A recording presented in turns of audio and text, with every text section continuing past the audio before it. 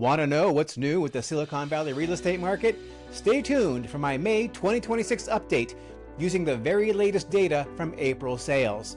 Now, I don't want to bury the lead here, so I'll just tell you right out that, surprise, Silicon Valley home prices in April were exactly the same as they were a year ago.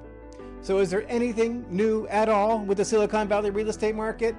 Stick with me for the next few minutes, because what looks like a sleepy, flat market on the surface is actually telling us a really interesting story about where this market could be headed.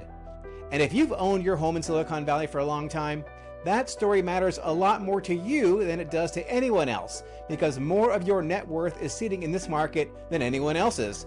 So let's take a real look at what your equity is actually doing. I'm Frey with Compass, your seasoned living strategist for Silicon Valley. Let's dive into the April 2026 numbers for Santa Clara County single-family home sales, because there's a lot more going on underneath the headlines than most people are catching. First, let's check out the inventory situation. We finished April with about 1,200 homes for sale in Santa Clara County. That's up about 14% from March, but only up about 0.9% compared to April of last year. That month-over-month jump is totally normal. You know, sellers wake up, the days get longer, so inventory rises every year around this time. There's really nothing surprising there. But what I'd pay attention to is the year-over-year comparison. We're essentially flat with where we were a year ago, and a lot of people, including me, expected inventory to be building up faster than this. You know, there's a narrative out there that a wave of longtime homeowners is about to flood the market and tank prices, that everyone's going to leave California, and will someone please turn off the lights on their way out? The data is not showing that. People are staying put by and large, which means if you do decide to sell, you're not walking into a crowded field. Not at this point anyway. Now that's a real advantage, and it's quietly shaping outcomes right now. Homes sold in April, well, there were 843 closed sales.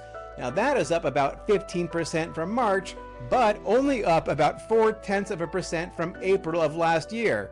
So yeah, basically still also flat year over year. Sellers are listing their homes and buyers are buying, and the market just keeps grinding on. And homes that went under contract, which is kind of like a forward-looking number, and honestly, one of the most useful indicators we have, came in at 884 properties going under contract in April. Now that is up 7.8% from April of last year, and that's a number that's actually worth paying attention to. People are looking, people are touring, and people are rating offers. The market is not asleep, even if the price headlines suggest otherwise. Now, months of inventory, which is a crucial number to look at, sits at 1.4 months, which basically means that if no new homes came on the market, we'd run out of homes to sell at the current pace in about 6 weeks. Now, this is still firmly a seller's market by any traditional measure.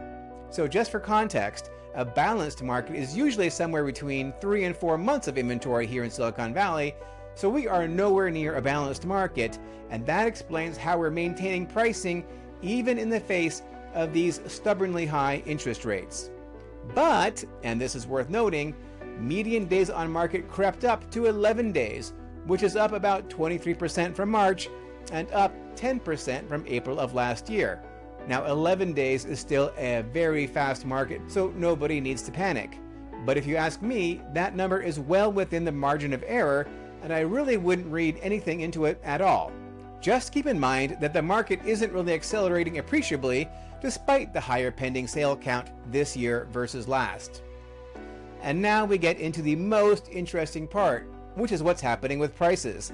The median sold price for a Santa Clara County single-family home in April was $2.1 million. Now that is up 2.4% from March, which makes sense seasonally because oftentimes we see prices increasing in April versus March, but again, it is exactly flat compared to April of last year, which works out to a 0% change over 12 months.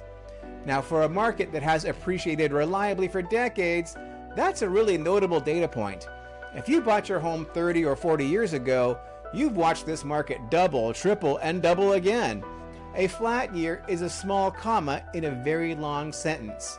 But it's also a signal worth understanding, because the strategy that makes sense in an appreciating market isn't always a strategy that makes sense in a flat one like this. Now here's the more telling number though.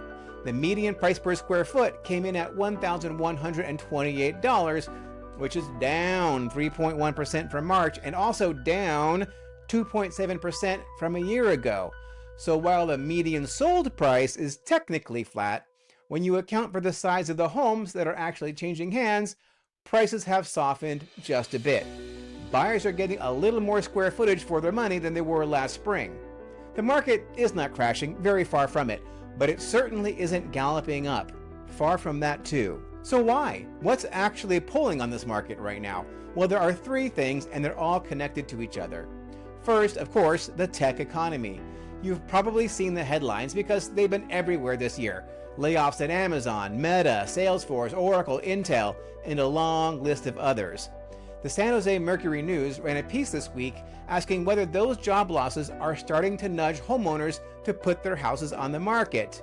And honestly, the answer is yes, some are doing just that. But most Silicon Valley homeowners with real equity aren't panic selling over a single wave of layoffs. They've been here long enough to know that layoffs come and go, and boom and bust is part of the landscape. And this is certainly more of a boom time than a bust time overall. And speaking of boom times, the Mercury News also ran a piece this week on Google's continuing investment in downtown San Jose. AI is the single most consequential force in the Silicon Valley economy right now, and it's a double-edged sword. The companies that get AI right are going to need more office space, more engineers, more housing for those engineers. The ones that don't are going to shrink, and they're probably going to point the finger at the supposedly massive increase in productivity due to AI as an enabling factor for their downsizing. That mixed picture is exactly why our housing data looks the way it does. The economy isn't crashing, but it isn't booming uniformly either, and the market is reflecting that nuance pretty honestly. And here's where it gets really interesting for longtime homeowners. If your neighborhood is one that Google or Apple people are buying into, you're sitting on a very different market than your friend across town. If folks in your neighborhood have ordinary everyday jobs, like firefighters, teachers, salespeople, those neighborhoods are having a much more challenging time because affordability there is a real issue that's constraining what buyers can pay.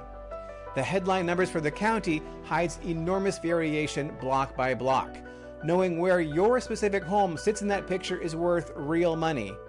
Speaking of which, let's talk about mortgage rates, because there was yet another Mercury News piece this week that I thought was really worth reading.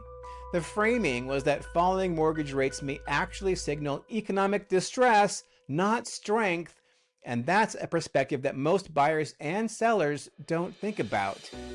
National 30-year rates are sitting around 6.2 to 6.4% right now, which is 60 to 70 basis points lower than they were a year ago. On the surface, that's great news for buyers, and it absolutely is great news for buyers. But here's the thing nobody wants to say out loud. Rates fall when the bond market thinks the broader economy is weakening because investors flee to safer assets like treasuries, and that pushes yields down, which drags mortgage rates down with them. So yes, lower rates help affordability, but they're also a flashing yellow light that the economy is softening. And in Silicon Valley, where home values are tightly correlated to the local job market, that's the paradox we're sitting in right now. Cheaper money is helpful, but only if the jobs that pay the mortgages stick around. For a long-time homeowner thinking about whether to sell this year, next year, or hold on for another 5, that paradox is the thing to watch. So look, here's where I land. The Silicon Valley real estate market in May 2026 is doing exactly what you'd expect from a market that's working through some real, complicated cross-currents. It's not crashing, it's not booming, it's continuing to adjust to this new normal. Now, whether that adjustment is an opportunity for you as a buyer or a seller depends entirely on your specific situation, your timing, and your goals. And honestly, the longer you've owned your home, the more those things matter, because you have options most people in this market don't have. The decision isn't whether to sell, it's whether the next move makes the equity you've built work harder for the next chapter than it's working right now. That's a conversation that can't really happen in a video. If you've got a home in the Bay Area and you're trying to figure out whether to sell now or sell later or just sit tight and let things play out, I'd genuinely love to have a real conversation with you about it. No pitch, no pressure, just honest analysis based on your house, your block, and your numbers. Call me anytime directly at 408-596-1623 or just send me a text message, again, 408-596-1623. I'd love to have a chat to discuss your situation, your needs, goals, and timelines, and how I can help you make your next move the best one yet.